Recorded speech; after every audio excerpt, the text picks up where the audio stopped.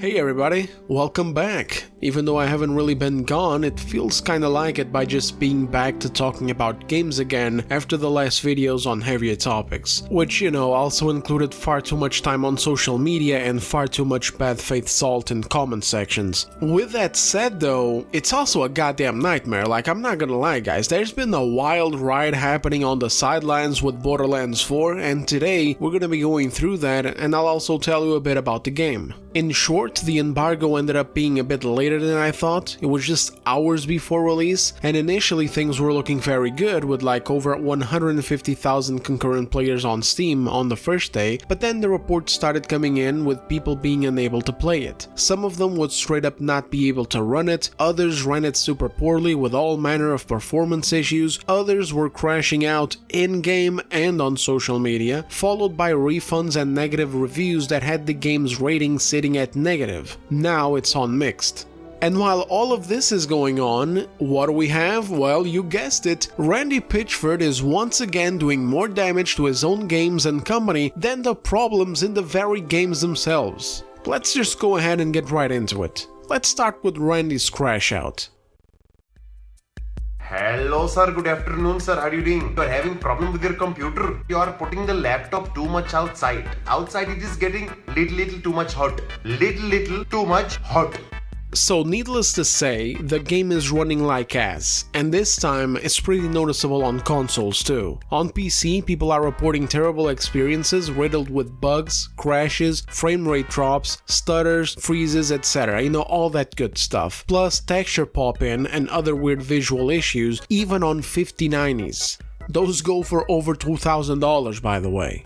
A major issue that people are seeing is there's guys out there with really good PCs struggling to maintain 60 FPS. And I mean, if you have a Chad PC, with the latest and greatest of hardware, you can power through these issues and have a good experience, but the problem is that it shouldn't be that way, especially with a Borderlands game where it's all cartoony cel-shaded visuals. The problem is that those cel-shaded visuals are running on Unreal Engine 5, and well, I don't want to get into it again. I know some people don't like to see UE5 getting criticism, but we're going to have to get to it later in the video. It just is what it is, the pattern keeps going, it's that bad. And Gearbox's response has been beyond abysmal. And to be honest guys, it doesn't feel right saying it's Gearbox's response because the only person online being an asshole is Randy Pitchford, but he's quite literally speaking for the company and he's the only one doing it, so it just is what it is. He's had all manner of embarrassing quotes going back and forth, and some of them are just funny, but others are actually really annoying if I am to kind of, dial down the YouTube attitude of pointing and laughing at something for entertainment and actually put my pro-consumer hat on. Because what this guy is doing is, he released a game that wasn't even remotely ready to come out. You can try and argue that, but it's fine on console, it just needs some stability patches, and, we'll get to this later. But I just disagree. This is a game that is optimized like shit. Straight up. And he has the balls to go online and blame us for not knowing how to use our PCs or for having subpar hardware. He's crafting a reality of his own where basically the bulk of people complaining about performance are idiots with 10-year-old computers packing 10-year-old hardware trying to run the game at 4K 60 FPS. On this post here, I'm not going to read the whole thing, but just take note of the highlights. He's claiming that they've been doing some work to prove that through setting tweaks, they were able to hit over 120 FPS on a PC with 3 to 4 year old hardware. A guy asks, and very well, what are the specs? I mean, you need specifics in this kind of thing. He doesn't give us the specs, nor does he tell us what are the setting tweaks that he's talking about. For all we know, he's trying to run the game at 720p or less. The guy also comments that they should have built the game for the most common hardware in the first place, which is true. I mean, listen man, I bet that people wouldn't even care that much if Borderlands 4 came out looking like Borderlands 3, just, with a few more tweaks here and there. I mean, after all, Borderlands 3 is from 2019 and we're in 2025,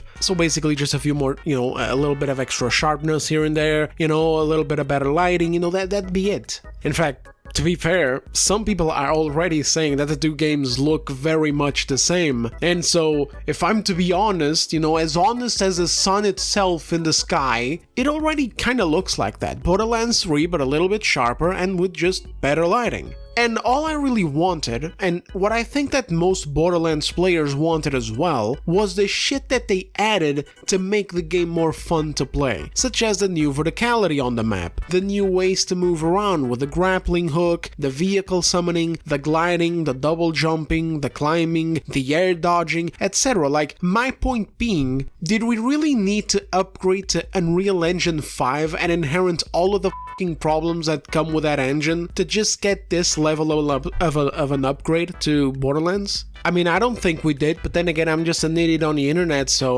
what do I know? But anyway, Randy's response is a massive word salad that I don't even want to read either. It just basically translates to what I just told you guys, where he's implying that we, the gamers, are stupid, and so we're trying to run the game on really old hardware, and we can't do that because, and I quote, Borderlands 4 is a premium game made for premium gamers. I don't think you have the facilities for that, big man. And this is an attitude that I take issue with because it's totally... First of all, it's just funny. I mean, this is a premium game for premium gamers. You don't understand. But it's also incredibly annoying. Again, if I take the YouTube brain out and I go and I just think about my wallet, you know, with my money in it that I value very much, what do I think about this? Well, I think that this is bullshit. It's alienating so many players who just don't have the latest and greatest of hardware. Like hell, I've seen reviews claiming that they even have 5090s and are still struggling to maintain a clean and clear 60 FPS. There's games out there where I get it. You're trying to do the whole movie thing with crazy visuals. But this shouldn't be the case with Borderlands 4, and honestly, it shouldn't be the case at all going forward. There's too much of a hyperfixation on graphics that needs to stop, because if these companies don't even have the time, experience, and know-how to optimize their games, even when they don't look super hyper-realistic and advanced, then what the f are we doing here? And then what are we demanding of the average PC gamer? Are we demanding these guys to spend, what, $3,000 if they want to play the most recent game that came out? Like, damn, man. I know some people in the PC gaming community are cringy as fuck with their PC master race bullshit. You're broke! You're poor! But I bet that even they would like it if developers started optimizing their games properly so that they don't need to blow over $2,000 on a graphics card just to be able to play the latest video games. As someone who plays games on console but would love to start investing into a PC and move to PC gaming, this troubles me a lot. It's this and the Denuvo thing, because I hear a lot of stories about Denuvo and how it totally screws up the performance of various video games. So I have this desire of being a mainly PC gamer again, like I used to be years ago, and I would like to get into it. There's a lot of advantages these days, right? Sometimes a game comes out with cringe, and you can just mod the cringe out. But all of this shit that's going on, where I'm either being f***ed in the ass by Denuvo or in the front by Unreal Engine 5 and game developers not knowing how to optimize their games or not bothering to, it just makes me so annoyed. Like, I'm not going to get into PC gaming if I'm going to need to be upgrading my PC every goddamn year with whatever latest new thing comes out so that I can be ahead of the curve of developer incompetence. The game is broken! I'm losing every single game again! But anyway, let me show you some more Randy Crashout material, because our boy Randy really got into it on social media. So in this instance here, Randy thought it'd be a great idea to address criticism about how terribly optimized the game is by telling us to code our own engine and then show him how it's done. You know, you should code your own engine and show us how it's done, please. We'll be your customer when you pull it off. The people doing it now are clearly dumb and don't know what they're doing. Well, I mean, he's the one who said it, guys. I didn't say it. I'm just reading what he said. I need you guys to understand, I did not say these words. He said it. He's right, but I'm just saying that I didn't say it. He did.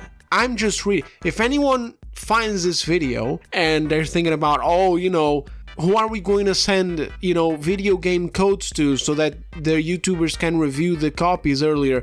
you can send it to me still because I didn't say this. Randy Pitchford said this. And I'm just saying that I'm not saying that he's wrong. You know what I mean? Anyway, let's continue. All the tech support and recommendations and code and architecture from the world's greatest hardware companies and tech companies working with the world's greatest real-time graphics engine coders don't know what you seem to know. /sarcasm.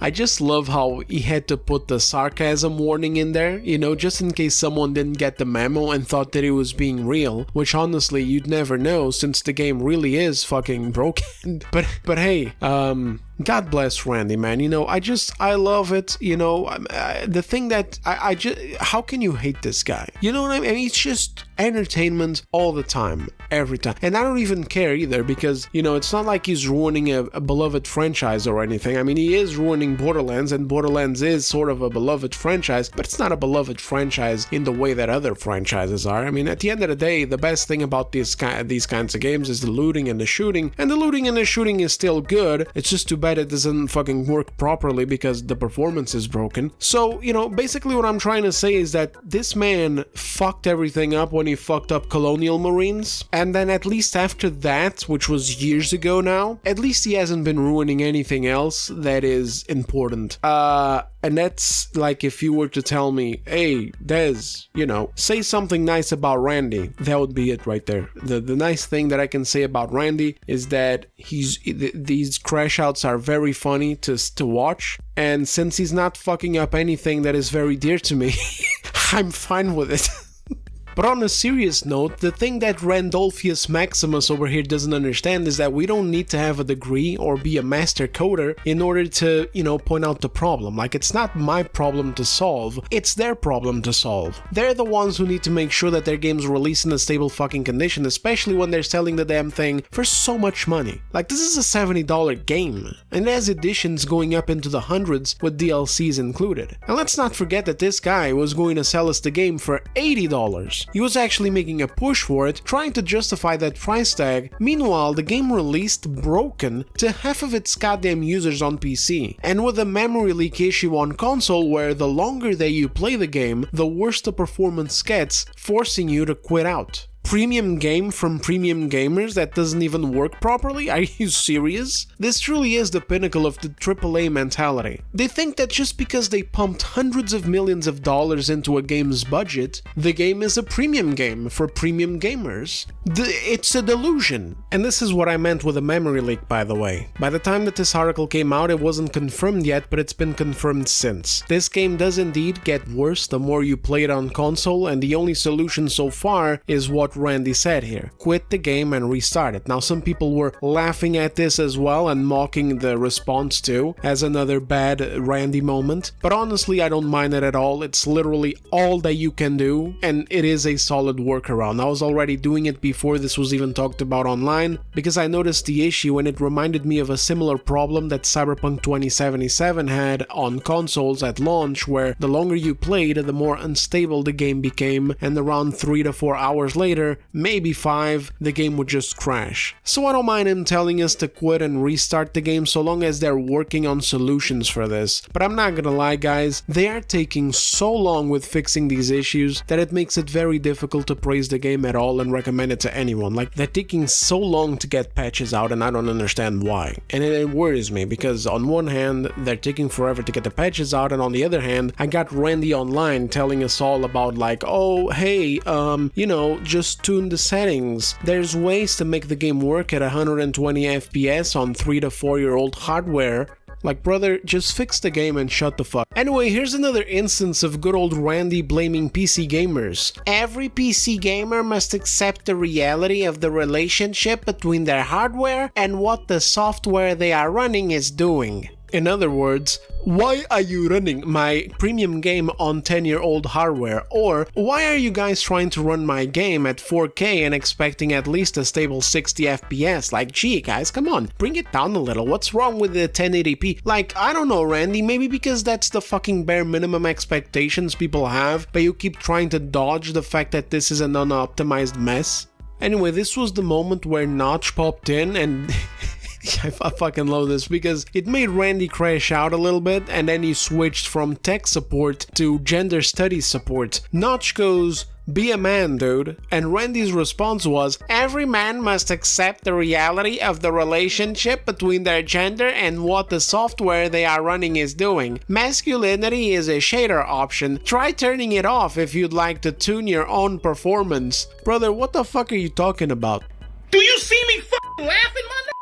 My favorite part of his whole tech support arc over here is that people would comment at him, and then you would see the comments, and he would crash out on the top paragraph, and then on the very end of whatever drivel he was spewing, he would just write down something like, "Would you like help tuning with your personal specifications?" And while I'm looking at all of this going on, I'm thinking to myself, wouldn't it be so much simpler to just optimize the game while the game is in development, instead of having to go through this rigmarole online by responding to randoms individually on Twitter? Over here on this example, he had a guy who was just, having a bad time. The guy doesn't understand. He asks questions because he is only human, and he doesn't understand how Battlefield 6 ran smoothly for him, but Borderlands 4 doesn't. And so Randy says that that's expected because Battlefield 6 is a competitive shooter, and his game is apparently a campaign looter shooter, and so it's okay for it to run like shit. Some other guy popped up saying that he can run Cyberpunk 77 on Ultra with 60 FPS, but Borderlands 4 he can't even maintain 30 FPS on medium settings. And Randy is on the case because he's doing tech support, right? And so his response was that Cyberpunk is a totally different game and is 5 years old. Which is funny because Borderlands 4 looks and plays like a 6-year-old game. In fact, I bet that if I spliced in footage over here from Borderlands 3, you guys wouldn't even notice. I mean, you can still tell because of the user interface, the HUD is different, and of course while I'm playing, if I'm using a grappling hook, you guys would be immediately able to notice that it's not Borderlands 3, but the graphics alone, boy oh boy. Here he is crashing out again before dropping the "Would you like help tuning your experience better to your liking?" This guy here, LD, just cooked him, I swear. He wrote a pretty detailed comment about his struggles to tune the game into a state where he could tolerate playing it. He doesn't like being told to enable DLSS and frame generation, which is something that Randy has been telling people to turn on, in order to help run the game, and that even with his best setup, the game plays poorly unless he concedes delayed inputs. And of course, with delayed inputs, it doesn't feel great. The game apparently plays best on his workstation, and even then, to break 60 FPS, it requires frame generation. And so as a customer, it doesn't feel like this is a AAA experience. And this shit right here is how a lot of these PC players feel, and it's a sentiment that I've seen across the Steam reviews. And I get it, I really do. And I think that some of you listening right now, potentially playing on console, might be thinking that it's just a necessary nitpicking or whatever, but you guys gotta understand that this is an ongoing curse on PC. It's been going on for years now, where developers don't bother optimizing the PC versions of their games. They kinda just release it and expect people to go into the settings and figure it out. This year, for instance, I reviewed Wu Chang and Mafia, and I did that on PS5. I had to mention that people should be careful with the PC versions, because despite the games running fine for me, the PC versions were busted. And that's just two tiny examples among many. So basically, imagine you're a PC gamer, you're getting several releases coming out like this, where if you give it your best, you're still barely cracking the 60 FPS barrier, and the developers are charging you $70 to $80 for the games, while then going online and telling you that it is what it is. Stop running the game on, a premium game, premium gamers, stop running it on old hardware. Oh, tune it, you can tune it. I tuned it and I made it 120, you can tune it and make it 122, like, it's just fucking frustrating. But anyway, Randy's response to this was, "You can do whatever you want. The game is the game. Please get a refund from Steam if you ain't happy with it. You can put a Ferrari in a monster truck and drive a Ferrari. The game is awesome and it is designed to be just fine of an experience at 30 FPS. Huh? Also, would you like help tuning your experience better to your liking?" Like, come on, man. This pretty much sums up the experience so far. My advice to users is to accept reality and tune or not play. And this is like, okay, let me get serious for another second here. He's coping big time and he's avoiding the reality that the game is running like shit because it's not optimized. And as a customer, this is the worst thing that you can hear, because it wouldn't even make me want to buy it in the hopes that they're going to fix it in the next couple of weeks. Because the founder of the goddamn studio is going around with all this cope-fueled bullshit about how the game is fine, and if you just tune it, if you just tune the settings just right, if you just spend like 30-40 hours playing the game trying to tune the settings, then you'll be able to run it too, even if that means playing the game in 800 by 600 resolution as if we were back in 2002.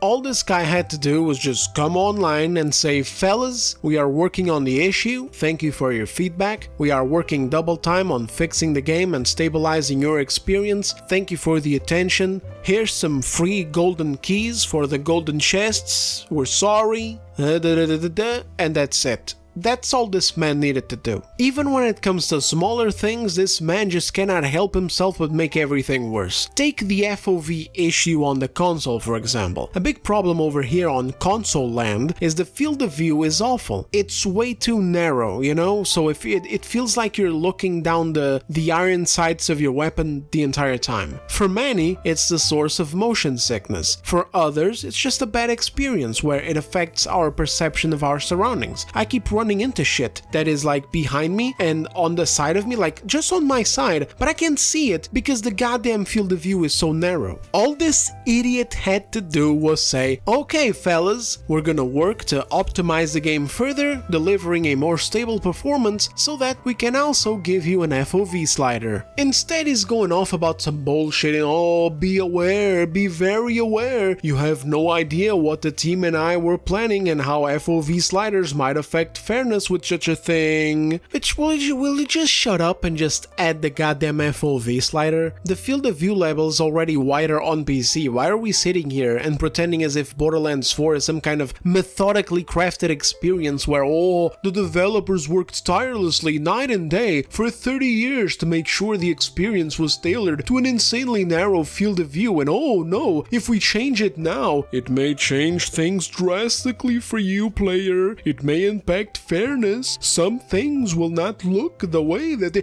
Just shut up. How? How did they think that was okay to even put it in the game? I'm so sick of this company.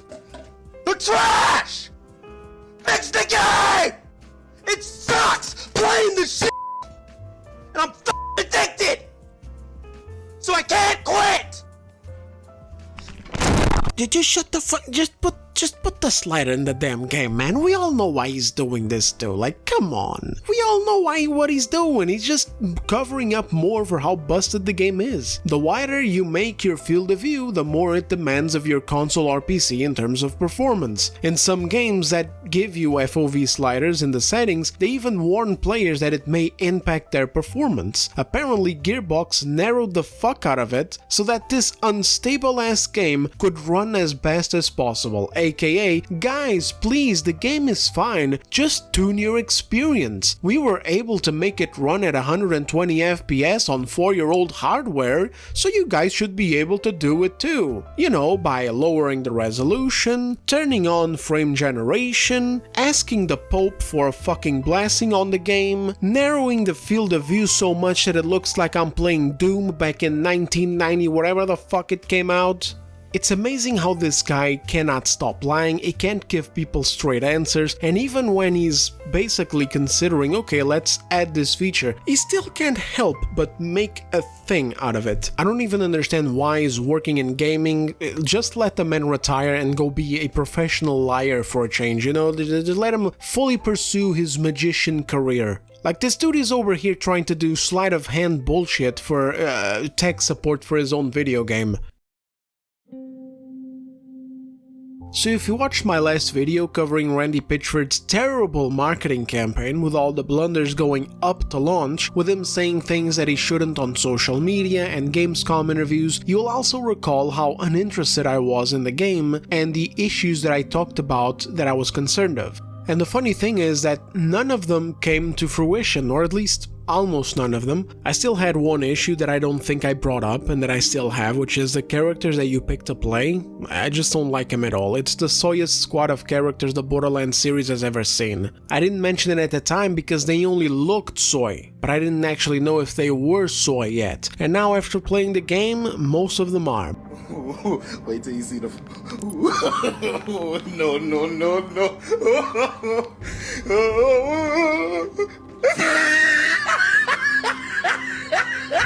But when it comes to the main concerns that I had, especially the ones to do with the terrible writing and cringe present in Borderlands 3 and Tiny Tina's Wonderlands, plus the potential of Randy screwing up the game with modern themes, it actually didn't come to pass. I'm about halfway through the story and there really hasn't been anything of that sort here. And they really dialed down the cringe from Borderlands 3, like a lot. Too much even, because at some points there was even nothing going on, not even much comedy. But all in all, when it comes to this, it's been a positive experience. Some jokes land, others don't. It also depends on which vaulter you're using. Sadly, I'm using one that is fun to play, but soy as fuck when it comes to the dialogue and the jokes that he does. But the most important thing is that there's no barrage of millennial writing just constantly hitting you in the head, you know? In the third game, it was wild, they couldn't help themselves. There just had to always be another reference or terrible piece of dialogue every few minutes or the game would implode on itself or something. Villains couldn't be taken seriously because of this, and there were no stakes. And in Borderlands 4, at least they know much better when to pick a moment to have comedy and a moment to just let villains be villains and do bad things that affect our characters. Instead, the performance is the biggest problem in the damn game, and it's something that I wasn't even expecting. Because when you look at the other Borderlands games, like, it's obvious that these games aren't graphical wonders of modern technology, nor are they so deep and complex that they would get our machines sweating, but sadly, there was one small detail that I failed to take into account. And I know that some of you aren't going to like me talking about it again, but I gotta talk about it because it is what it is.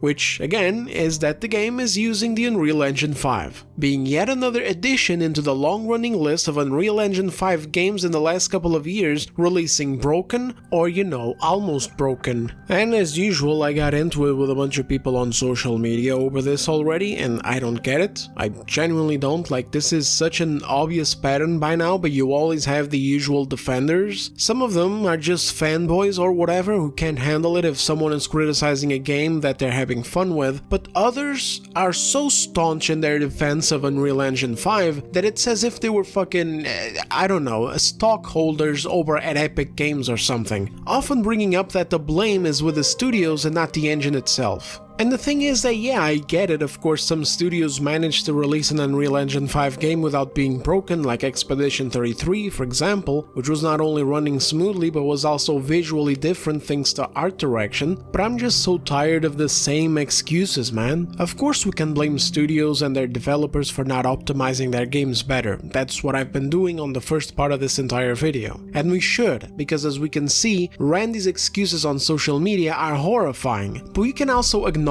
the elephant in the room. Way too many games being made on Unreal Engine 5 are releasing with the same issues where the performance is a major problem, especially for PC player. Are we just supposed to believe that all of these studios have become lazy in the exact same way, or started making the exact same mistakes during development? We can't keep ignoring this because sadly way too many studios bought into Unreal Engine 5. Some have even abandoned their own proprietary engines in favor of it, which is the case with CD Projekt Red, who ditched their Red engine and are now making Witcher 4 in this goddamn unstable ass engine. And then the mentality is important too, because why do people do this? Well, because it's meant to be a standardized engine. It's meant to be an advanced, beautiful looking and very versatile engine that everyone is learning how to use, and so whenever you're setting up a new studio or doing more layoffs and rehires, you can always count on being able to hire someone with experience working with Unreal Engine 5, which also helps studio not having to waste time training new programmers programmers in how to use their own proprietary engines. So in other words, this is meant to be a decision that is made to make everyone's lives easier, get games to be made faster and with higher quality, but instead we're just seeing a pattern of problematic launches. And something else on the side too, which I've noticed, and I've also seen other people bring it up, is the sameness of Unreal Engine 5. This isn't necessarily a fault of the engine, because again, there's Expedition 33, which took it and transformed it visually through great art direction, and of course there's Borderlands itself, which makes everything stylized and cel-shaded, so visually we know that games can look distinct. And when it comes to gameplay, we have for instance the Oblivion remaster, which was actually a remake. That's why I just said remaster. I was going to say remake because it's basically a remake, and it also uses the Unreal Engine 5, and it allows for you to play the game like you used to. You have the NPCs going around having their own little schedules, you have the physics and the way to interact with the world. All of that stuff is still there, but then again, so is the problem, you know? And I think that this is because the problem resides in what the engine, or rather, let me put it this way, I think it basically resides in how people use it. It's like if you're giving everyone the same set of colored crayons, some people are going to be able to spice it up and make something original with the crayons, but most people are just going to use the crayons in very similar ways. If you got a blue one, it's probably for the sky. If you got a yellow one, it's probably for the sun. If you got a green one, it's probably going to be for some trees. You know what I'm saying? That's the best way that I can put it, you know? Like, I'm not a tech guy. I'm sure there's channels out there that can better explain this. I'm just basically an average retard on the internet, and so this is the average way that I can put it into words. A big thing with proprietary engines was studios were able to shape them to do exactly what they needed for their games, and Unreal Engine 5 is more of a one-size-fits-all kind of thing. And I also think that narrows down some people's work. So even if we can't blame the engine itself directly, it is an issue that's happening because the industry has decided that for some reason everyone has to use the damn thing. And it's such a shame too, because for example, Dying Light the Beast is out right now. It just released last week. I haven't been able to play it very much yet because of wanting to spend time on Borderlands 4 for the video, but it's running so damn smooth, dude. Everything looks gorgeous, and the game itself is running like butter. And the work ethic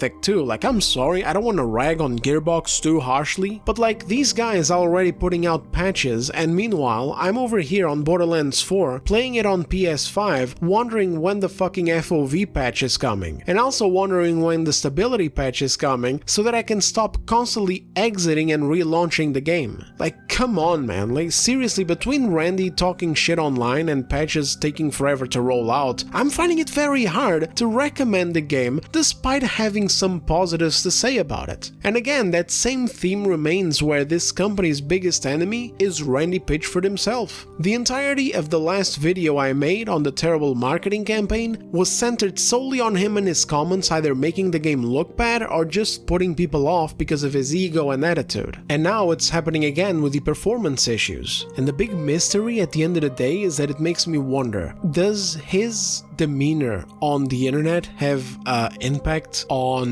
the way that the studio does things as well? I hope not, but who knows? Honestly, you guys may be better off saving your money. But let's move on to the last point.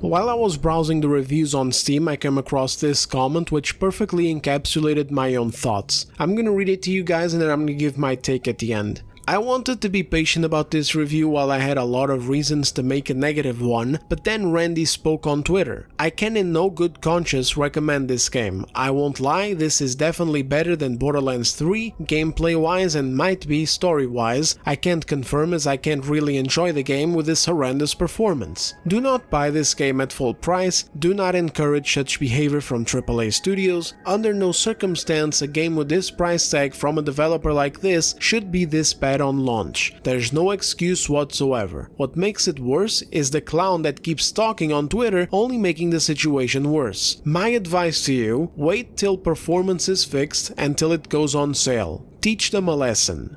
And yeah, I couldn't agree more. I do think that gameplay wise this game has been good. It's fun, it's fast, it's entertaining, it's very interactive, shit looks good, blasting scabs and beasts feels good, the guns have impact, the additional traversal options are very fun and loose, it's all very intuitive. Basically, for people who like Borderlands already, it's more Borderlands. For people who don't like Borderlands, don't buy it because it's more Borderlands. It's not going to change your mind. If you look at this and you see slop, which I would totally understand because it's basically like fast food gaming, you're not going to change your mind with this game. The writing is not going to be better than the other ones. The presentation is not going to be better than the other ones to a point where you're like, oh wow, I really much like this one because this one is different in this way or that way. And like, no, forget about it. It's just more Borderlands. It's just better Borderlands. In terms of the gameplay, at least. It's difficult to beat Borderlands 2 when it comes to the writing. As far as rewards go, I'm a little less impressed. Like, most of the stuff that I pick up is garbage, I'm not gonna lie to you. And I'm like 40 hours in and I haven't even unlocked much meaningful customization items either, or new vehicles. It's mostly just new color schemes, and the weapons have been weak. The legendary stuff is really rare to come by. With that said, quality of life things have been really good. For instance, you can pick up items automatically marked as junk, and then you can sell them off by pressing one single button. It makes this part of soaring through loot so much easier. And they also appreciate how the game isn't shy on giving you 4 weapon slots and access to expand your inventory and ammo capacity very early on. Side quests have been fine, you know, some of them are decent, others are terrible, none of it really is impressionable though, like none of it is meaningful in any way, and at that point it's up to you guys if meaningfulness is something that you're looking for in a Borderlands game. The way they did this game is that now it's open world, so it's no longer separated by areas, so the whole thing can just be traversed in one go,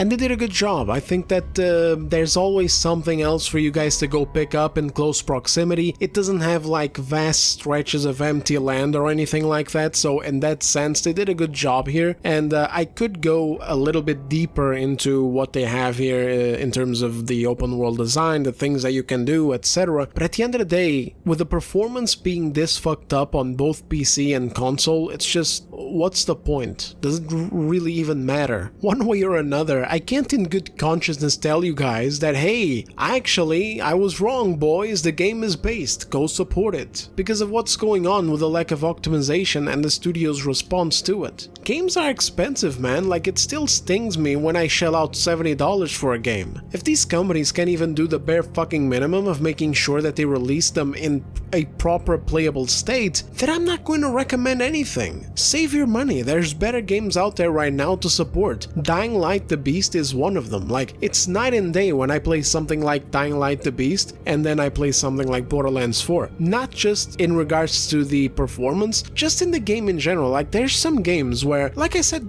earlier in this video, some studios, they just look at how much money they spent and they're like, well, I spent like $300 million on this piece of shit, which is the case for Borderlands 4. That's supposedly around how much money it costs to make. And then they think, well, since I spent this much money, that means it's a premium game, which means I'm going to charge $70 for it, if not 80, and the players are just going to play it. And I just don't agree. Like, you touch this game, you play it, and I don't see the value of $70 in it. I don't see where that value is, because the game, while I'm playing it, I'm literally watching shit on my side screen here. I pause whatever I'm watching while I'm listening to like a cutscene, which are very rare, but that aside, are you kidding me?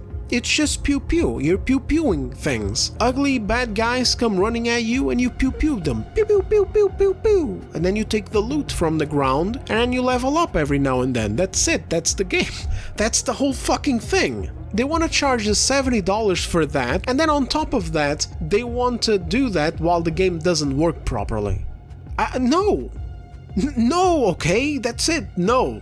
And it's not that you can't have fun with it. After all, I do have 40 hours in it. You know, it's not like I'm disliking the game or whatever. It's just that there's a huge discrepancy with the price. And then that's not even the full price, because they got a $50 season pass ready to go. I just rather recommend you guys to spend your money more wisely. Pick up something better. Pick up Dying Light the Beast. Pick up Hell Is Us or Chronos New Dawn. I've heard about those two games. I haven't played them yet, but I've heard some really good things things about them. Plus, I'm pretty sure you guys have a bunch of games on your bucket list that are more worthy of your money. They might even be on sale, who knows? And in the meantime, you can get Borderlands 4 later. Let the studio take responsibility and fix the damn thing, and while they're doing that, let the game go down a few bucks. When the game is fixed and the performance is stable and the price is a little bit more fair, then I'll be happy to sing its praises and recommend it to you guys. But until then though, no